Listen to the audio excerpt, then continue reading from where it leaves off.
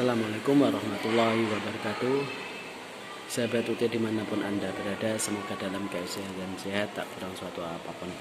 Baik mahasiswa, mahasiswi semuanya, pada mata kuliah perspektif global ini kita masuk di sesi keempat, yaitu berkaitan dengan materi isu-isu dan masalah global dalam kaitannya dengan kepentingan nasional.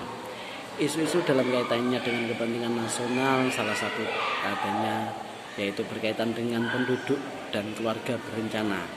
Selanjutnya yaitu terkait dengan pembangunan, hak asasi manusia, migrasi, lingkungan, dan sumber daya. Untuk masalah yang berkaitan dengan penduduk ataupun keluarga berencana, di sini penduduk merupakan salah satu yang sudah menjadi persoalan yang secara fundamental seluruh negara mengalami permasalahan tersebut. Ketidakseimbangan antara pertumbuhan dan kematian menjadi hal yang perlu diselesaikan bersama. Ada keselarasan antara jumlah penduduk dan juga bahan pangan ataupun lapangan kerja yang ada. Salah satu untuk mengatasi masalah tersebut yaitu pemerintah menerapkan program keluarga berencana untuk mengatur jumlah anggota supaya terjadi kesejahteraan tiap masing-masing keluarga. Selanjutnya yaitu berkaitan dengan pembangunan. Pembangunan merupakan proses untuk memperbaiki kondisi hidup masyarakat, baik kondisi material maupun non-material. Masalah global menjadi hal yang utama dalam perlibatan sumber daya alam dan sumber daya manusia dalam pembangunan saat ini. Selanjutnya yaitu hak asasi manusia. Hak asasi manusia ini menjadi masalah global dalam kaitannya di masyarakat. Hak asasi manusia mendapat perlakuan yang berbeda oleh pihak tertentu.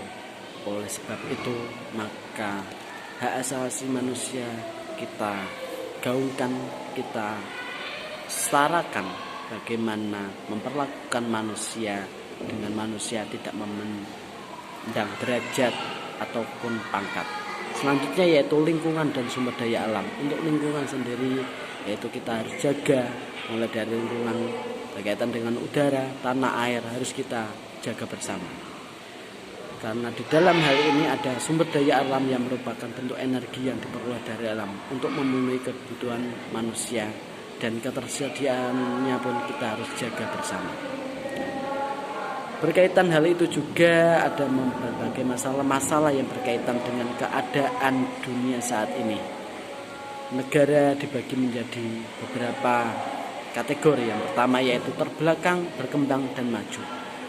Dilihat dari terbelakang yaitu sumber daya alam ataupun juga sumber daya manusianya rendah, yaitu sumber daya manusianya belum bisa memanfaatkan ilmu, pengetahuan, dan teknologi untuk memperoleh kesejahteraan dalam bentuk ekonomi, pendapatan, dan hal sebagainya. Untuk negara yang berkembang sudah mulai memanfaatkan iptek dalam proses mencari kesejahteraan untuk menimbulkan atau untuk menumbuhkan ekonomi suatu bangsa.